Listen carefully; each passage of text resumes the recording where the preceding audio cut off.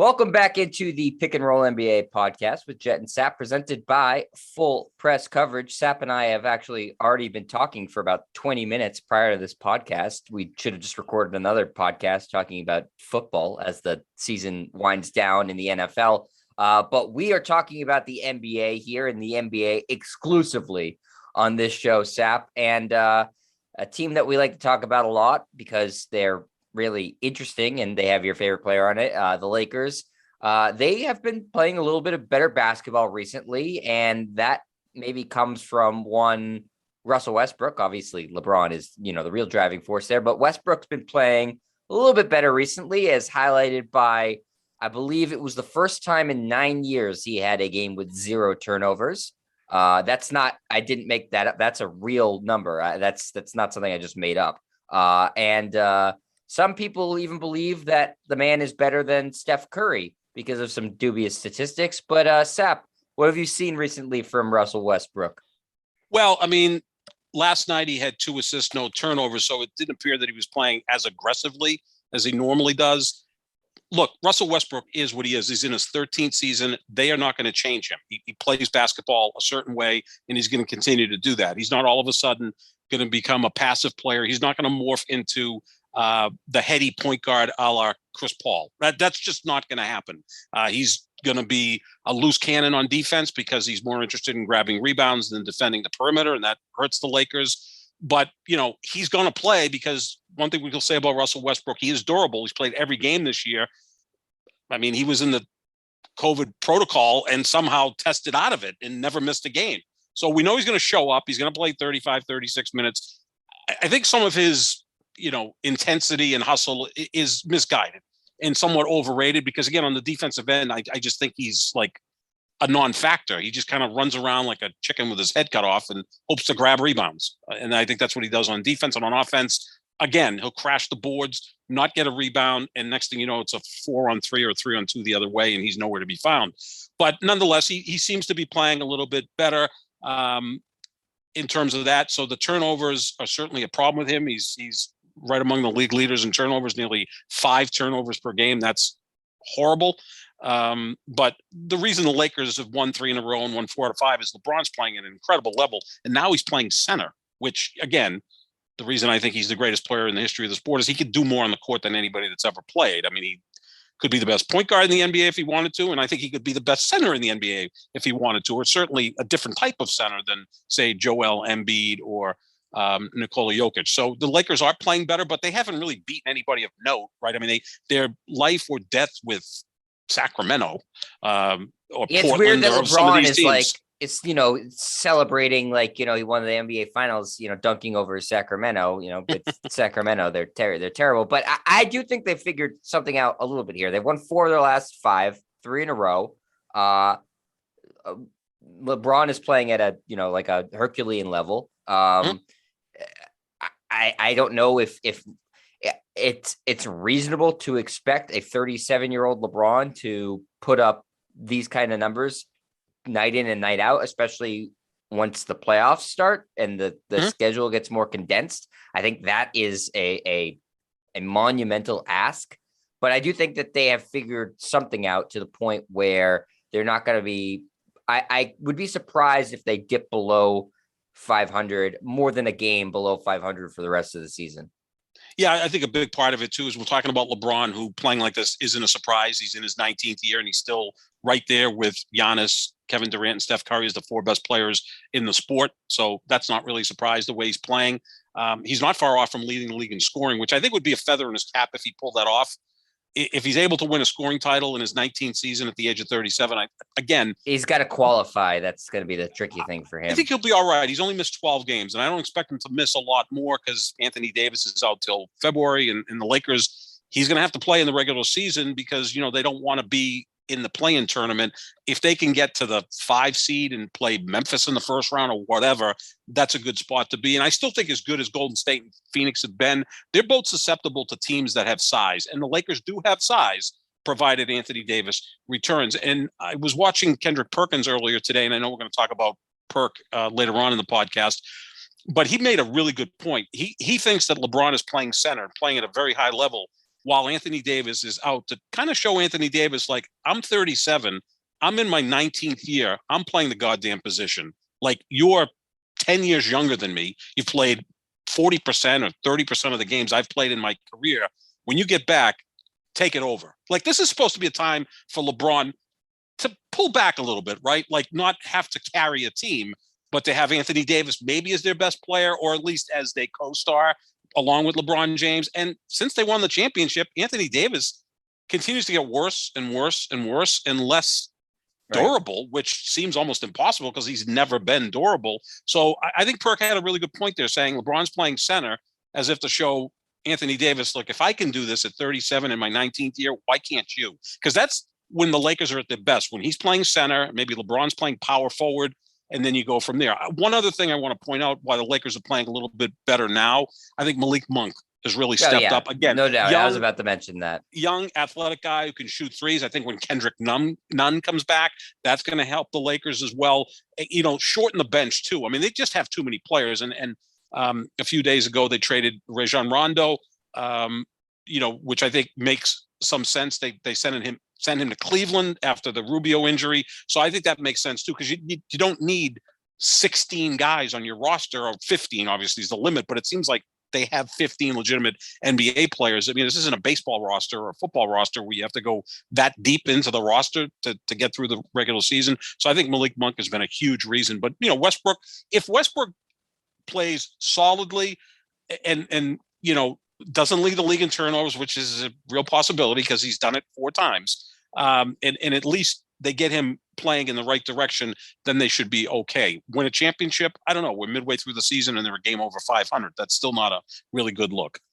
Yeah, obviously Monk is a big factor in this, and that he's, I think over the last 5 games, he's averaging 20 points a game. Mm-hmm. He's somebody that I always liked coming out of Kentucky. I think he had a 50-point game in college in one of his first games as a freshman, which if you followed college basketball at all, 50-point games are few and far between, like seasons, you'll go multiple seasons without a 50-point game.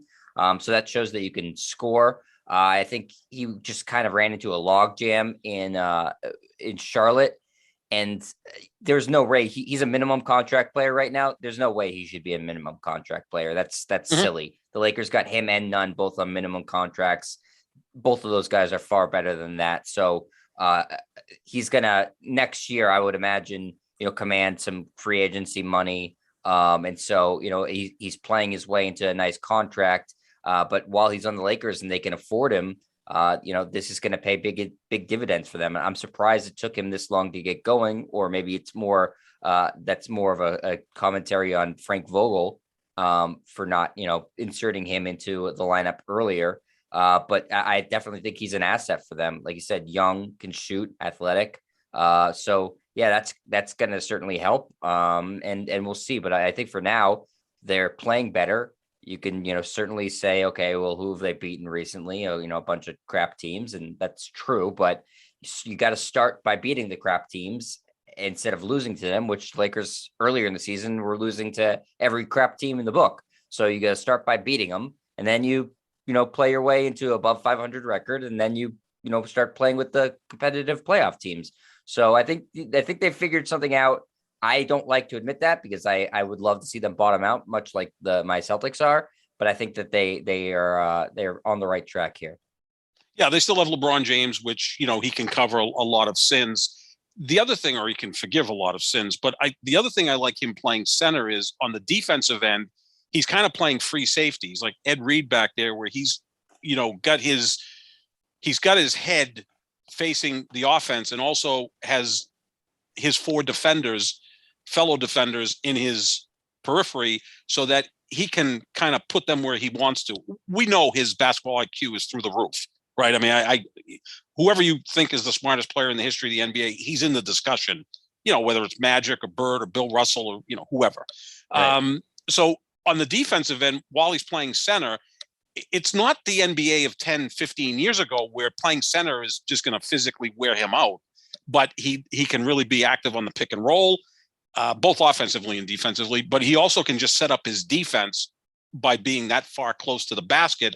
And there's less wear and tear that he's not chasing a wing around. He's not going to go up against Golden State in a series, and his responsibility is Andrew Wiggins or someone like that. So he can be, down low. It's not a physical game anymore, and he can kind of set things up there. But yeah, I think he's going to be fine. We got to see what Anthony Davis is when he comes back. And again, Westbrook is the big factor. And when Westbrook's gone to a new place, he's generally played better the second half of the year than the first half of the year. So that's one hope that you can have if you're a Laker fan. Yeah, and I think another thing that plays to their advantage, Sap, is how weak the bottom half of the Western Conference is. I mean, after the top four seeds, there's just a massive drop off in terms of records. The top four, as it stands today, it's Golden State. Phoenix is a half game behind them. 2.5 behind them is Utah.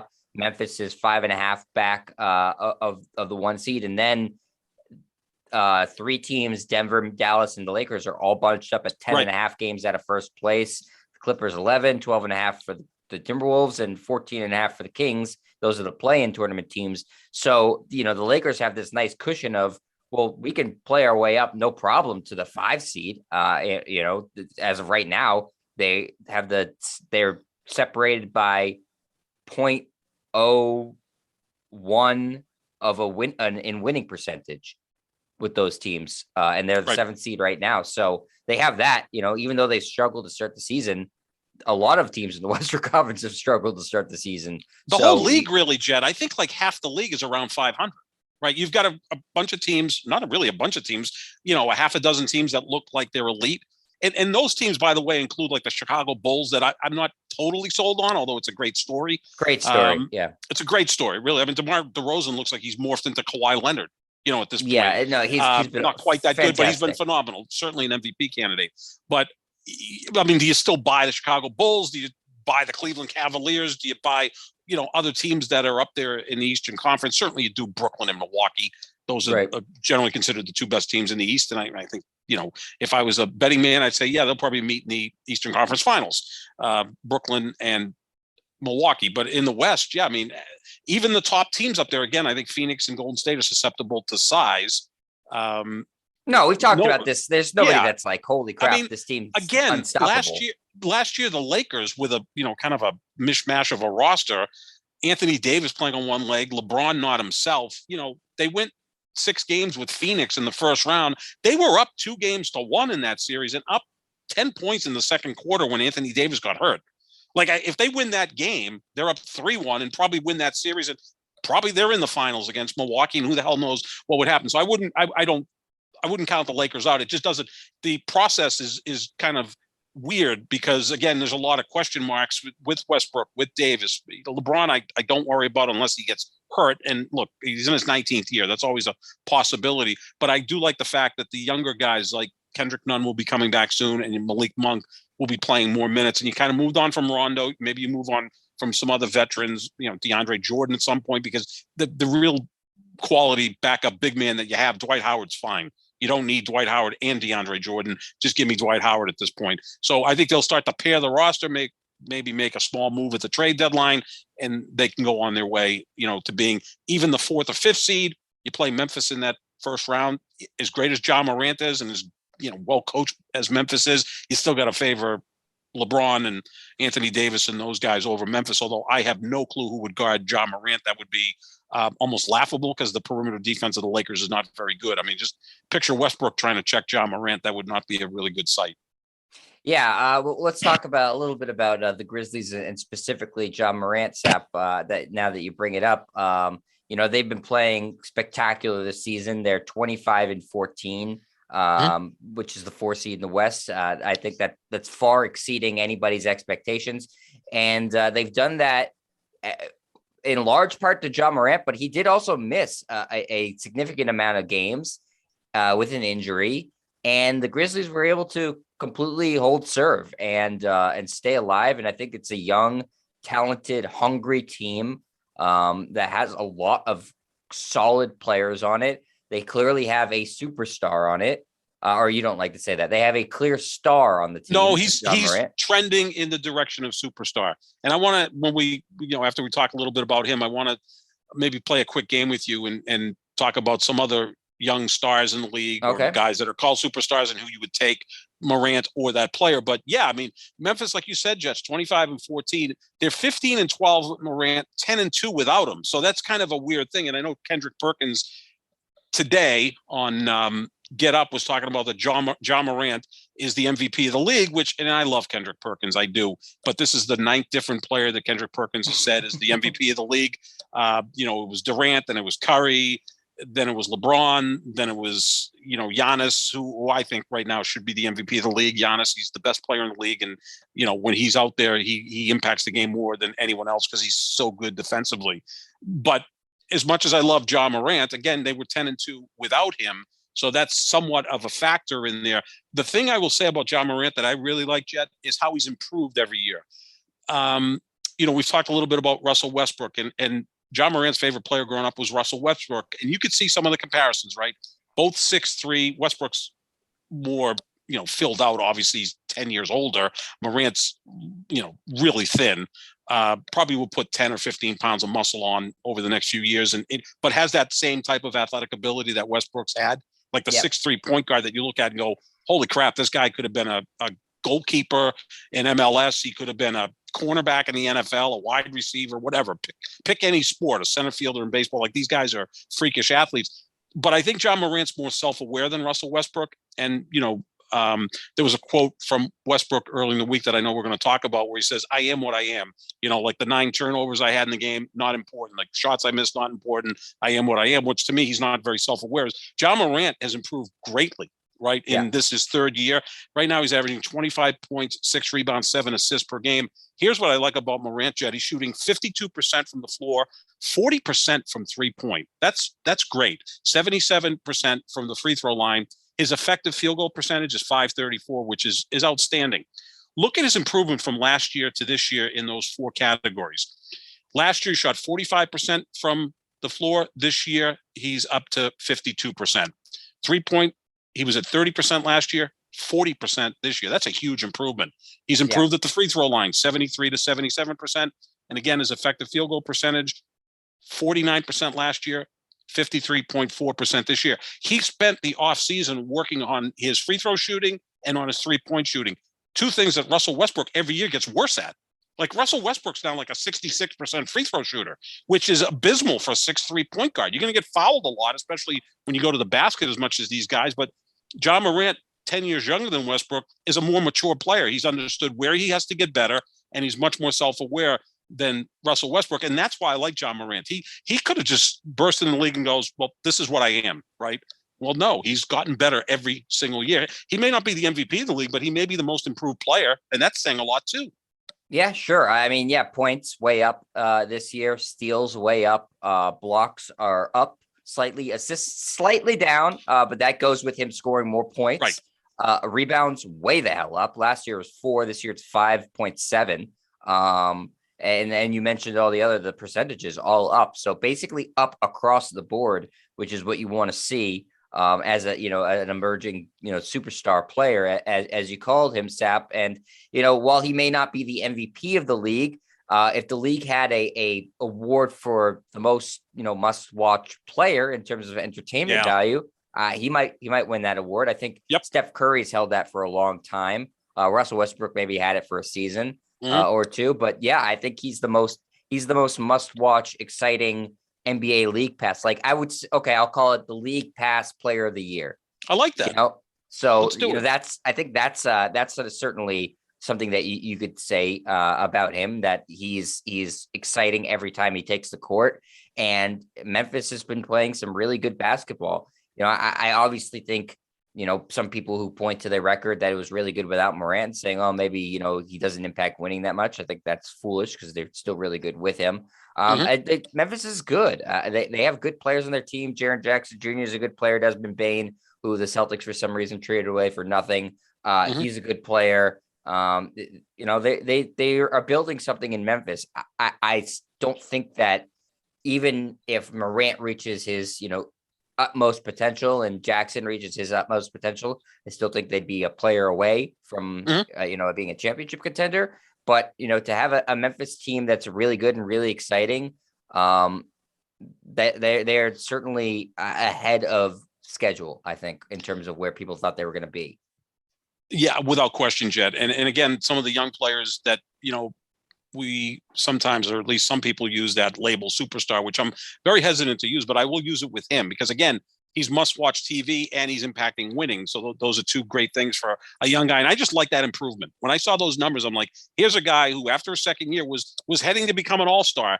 And instead of just resting on his laurels, he went out and worked his butt off and went from a 30% three-point shooter to a 40% three-point shooter. The other thing I like about him, he'll go mano a mano with Steph Curry or Chris Paul. He's beaten Golden State and he's beaten Phoenix this year, right? So he's not going to back down from all-time great players.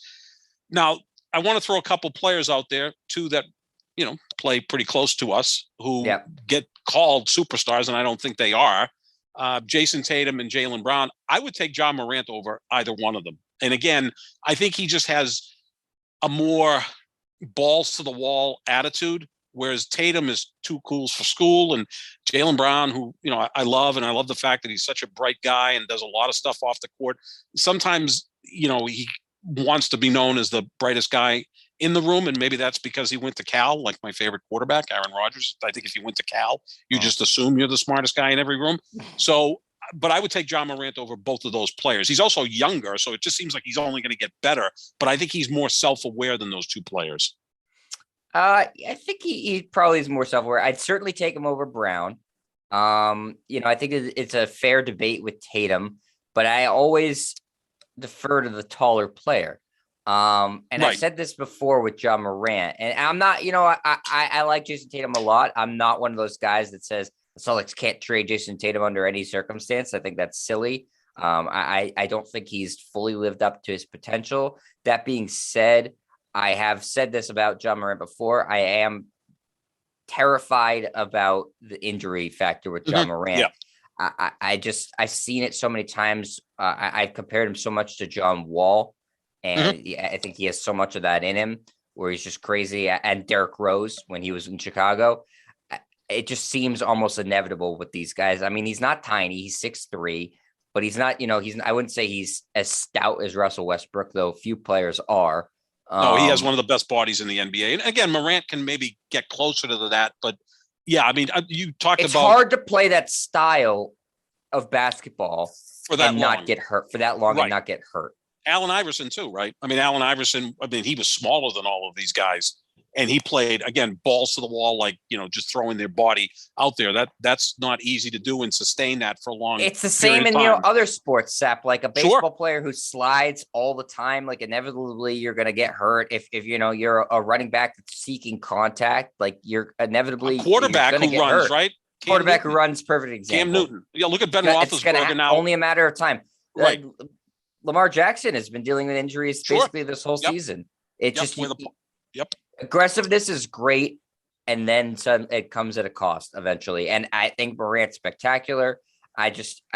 Eventually it's going to catch up with him because it's caught up to everybody who's played that style of basketball. And we can address that when that happens. In the meantime, I think he's still going to have a good 8-10 year career because I love the fact, again, that he's more self-aware than Westbrook, Rose, or John Wall.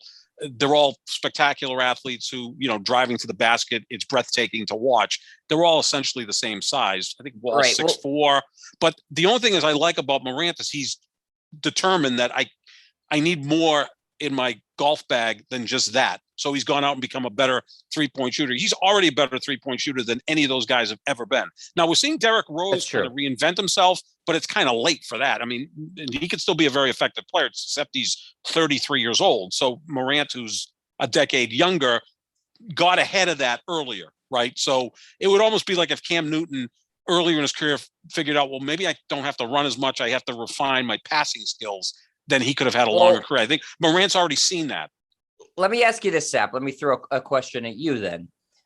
Can you take Steph Curry out of the equation here? Because he's a freak, greatest shooter of all time. He can shoot from the logo, no problem. Take him out of the equation.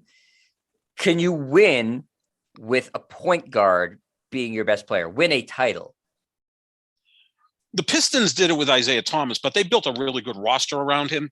And it was just. I guess the question is, could Ja Morant be the best player in a championship team? I guess that's what it boils down to, right? Yeah. And that's a tough question. Well, look at the champions we've seen over the years. I mean, it's, LeBron or Durant or Giannis or Steph. Again, putting Steph into that equation. And if Phoenix had won the title last year, you could have this existential discussion of who was the best player on Phoenix. Right.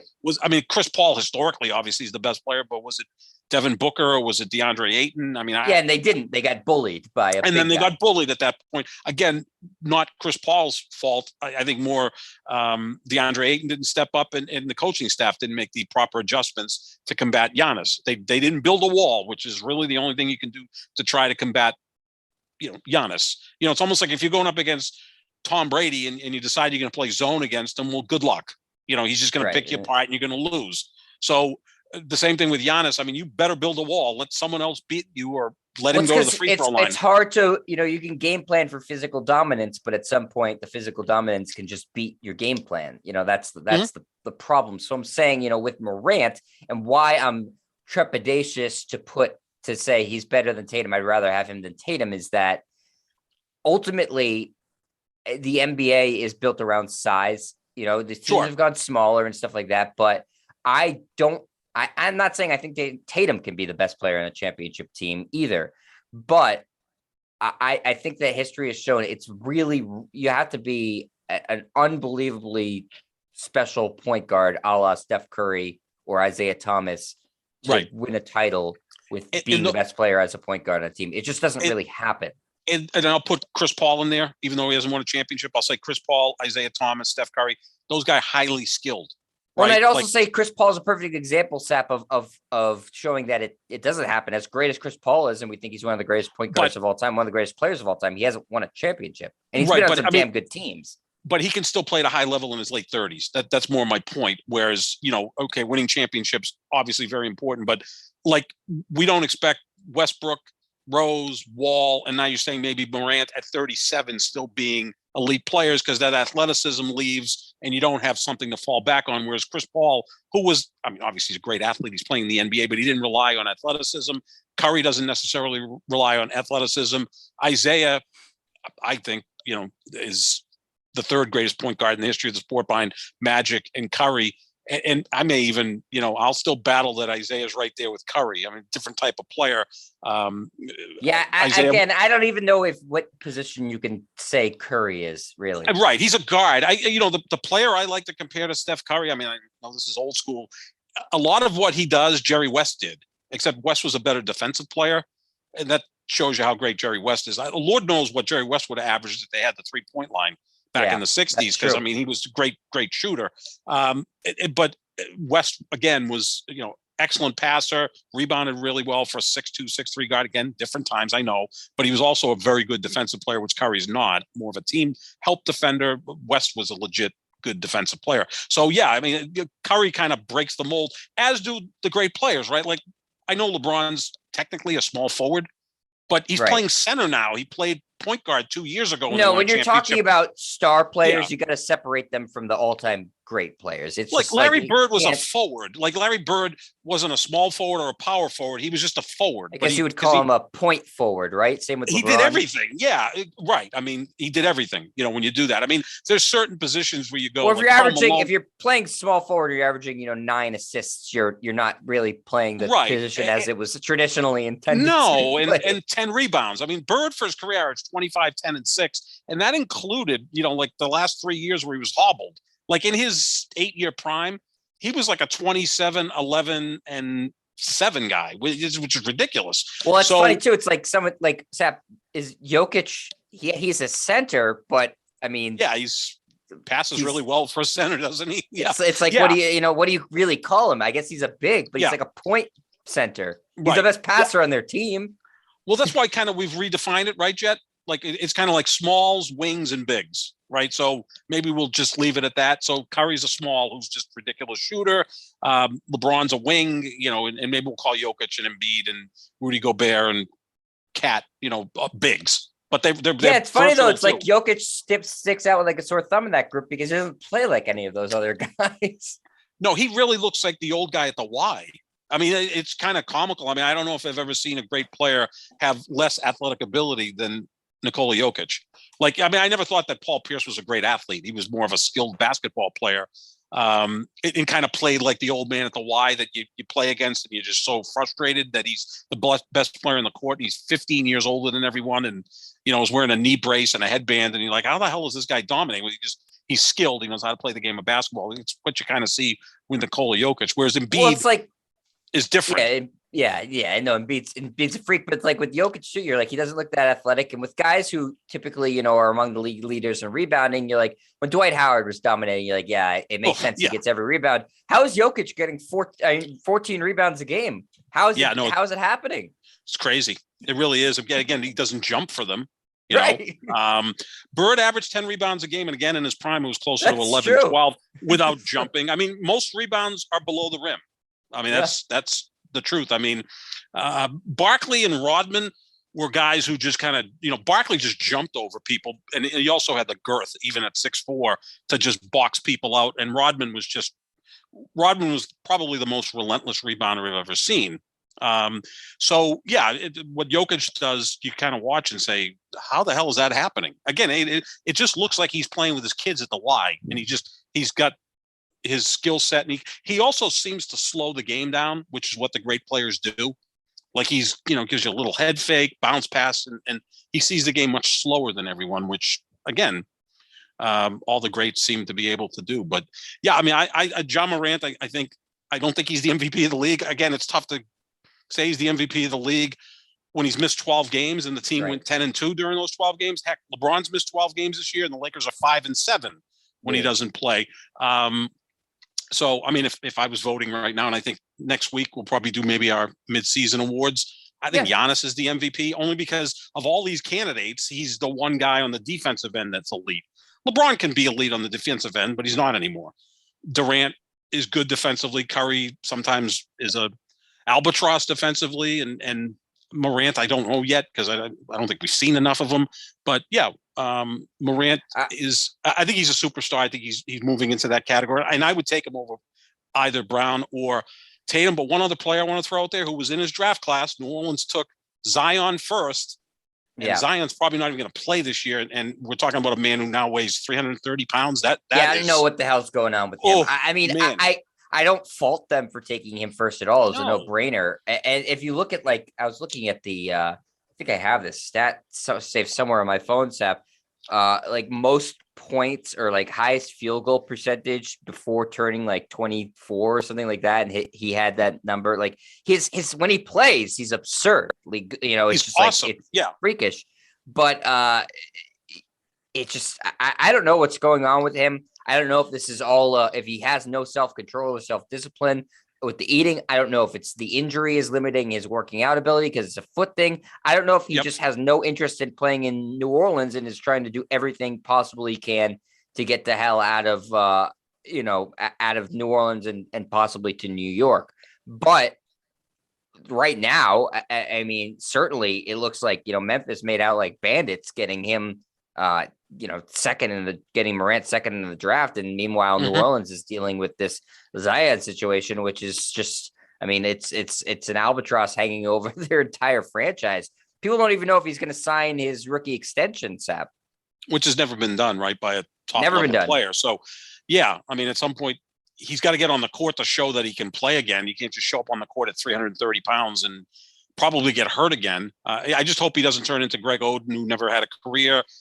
Obviously, Bill Walton's in the Hall of Fame, but, Bill Walton only played 500 plus games because of injuries. Sap, I found the stat. This is the stat I saw this put on the TV the other day when I was watching the Celtics play the Sixers, and they were talking about Joel Embiid. All-time points per 36 minutes, all-time, Zion Williamson leads the NBA. That's not recently, that's all-time, 29.2 points per 36 minutes. That's Second, crazy. Joel Embiid. Third is Michael Jordan. Fourth is George Gervin. Fifth is Luka Doncic. I mean, it's, again, small sample size, but it shows the potential. So I don't fault New Orleans for making the pick, but someone's got to talk. I would love to have an interview with this guy, and it seems like nobody's talked to him. I don't know what the hell's going on. Yeah, it's like radio silence, right? Like we don't even hear reports of it. All we do is occasionally see a picture where you go, he's heavy. Like even when he was playing, he was 285, probably 290, which for a guy 6'6" is huge. It's huge. 6'6", 330. That's like an NFL offensive tackle, but that's not the type of body you want to have playing in the NBA. So there's a lot of wear and tear. Not if you want to have a career more than 4 years. No, exactly. I mean, we worry about Ja Morant because he's an extremely gifted athlete, but I think Ja Morant's in shape. Like, we're not going to worry that Ja Morant's going to, bow out of a game because he's stiff or, tired or whatever. Knowing what we know right now, Sap, if you read the draft, you'd have to take Morant 1, right? Sure. Oh, yeah. Yeah. I mean, because Zion's missed more games than he's played, and it's not even close at this point. It's just like he hasn't played enough to even I'm almost going to kid about this. I mean, would he be eligible for Rookie of the Year in his 3rd year or 4th year? I mean, obviously that doesn't happen, but Ben Simmons award, Ben Simmons did win Rookie of the Year in his 2nd year. It's like, I remember when Jacoby Ellsbury came up with the Red Sox, he was always hurt. I'm like, he could be eligible for Rookie of the Year in his 5th year because he never played him enough. But MLB does that though, right? I think there's certain game things, to be eligible. So, I mean, which is kind of ridiculous. I mean, we're going to have somebody that's the best player. Well, in the league. everything they do is a little ridiculous. Yeah, I mean, they fire a guy from MLB Network, Ken Rosenthal, because writing for The Athletic, he criticized the commissioner, so that's a good thing. Who's a boob, by the way? He's a bad commissioner. Oh yeah, I mean, he may be. He's probably the worst commissioner in sports. Like, at least terrible. Roger Goodell is like, they're making money and the product is still incredibly, popular. I mean, I think we both agree, and not because we're doing an NBA podcast. Adam Silver's the best commissioner in sports. It's not even close. He doesn't have to beat out much. But Gary Bettman's looking at him and saying, "Thank God I'm not that guy." Yeah, Gary Bettman, I think, has probably done a better job with hockey than yes.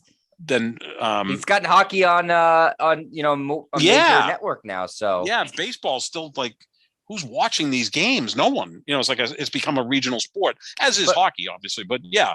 So as far as Zion, yeah, I hope, because I like him. I think he's a great personality. I talked a year ago when we talked about who's the future face of the league, and I picked him. Well, can't be the face of the league if you're not playing. No, it's one of two things. It's the Greg Oden thing where his career is going to wind down, or it's Joel Embiid, where, it took a couple of years for him to get the nagging injuries, and then he's going to dominate. So we'll have to see. Wrapping up with Ja Morant, Sep, I would say, okay, I agree. He's not the MVP of the league. He's not going to win it this year. I would start him in the All-Star game, though. And maybe that's tipping our hand for when we're going to do All-Star starters. Obviously, Curry is the main backcourt starter in the Western Conference. Yeah, I would say so. I have no problem with that. I mean, would you have to put Chris Paul or Devin Booker in there because their team is so good? Donovan Mitchell's had a really good year. But so are the Grizzlies. Even Memphis is damn good record. So yeah, they're on a 50-win pace. I would start him. So your guards that we'll probably discuss, obviously, Curry, Chris Paul, Morant, Booker, Donovan Mitchell, because Utah's playing really well. I mean, we still have about another month before we do the All-Star selections, so he'll be able to build up his games played. I mean, he's missed 12 of 39, which is 30% of the games. It's tough to name an All-Star starter that's missed 30% of his team's game, but by the time we get there, it'll be closer to 20%, and certainly he deserves to make it. And I think he's a very popular player. I mean, he's playing in Memphis, but we've said this a million times, Jet, a star is a star. I mean, Westbrook was a huge star in Oklahoma City, as was Durant. That's not a huge market. This isn't 1979 where the stars had to play in, Boston, Philadelphia, LA, or New York.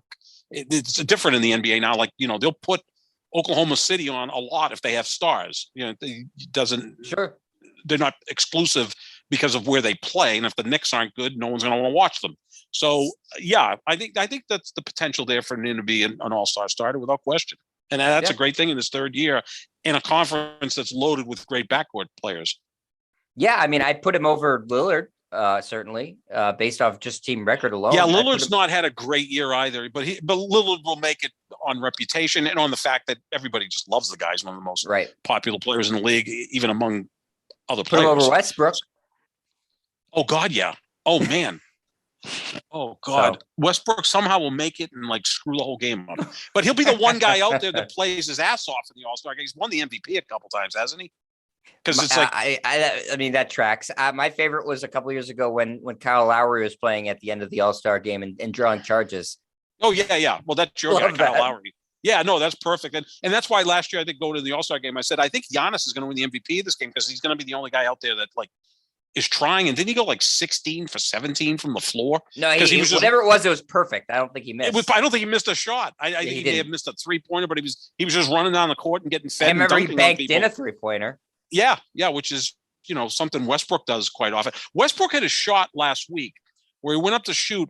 They fouled him so hard that, it changed the shot and it went in. Like, I think if no one maybe touched that's better, it would have been an air ball. Yeah, it's almost like having a pass that's, inaccurate, but somehow gets deflected right to the receiver you intended to go. That's how inaccurate it is. And I look at Westbrook, and I know we've talked a lot about him in this podcast, but he's shooting like 65% from the free throw line.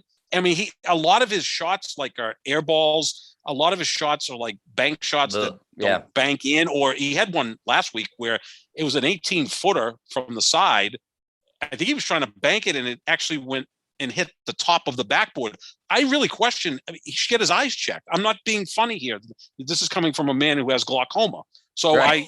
I can say it. Yeah. I can say it like, maybe I'm not saying, I don't hope that Russell Westbrook, I don't think he has glaucoma, but get your eyes checked, they have LASIK surgery or, could you picture Westbrook wearing glasses on the court? That would be perfect.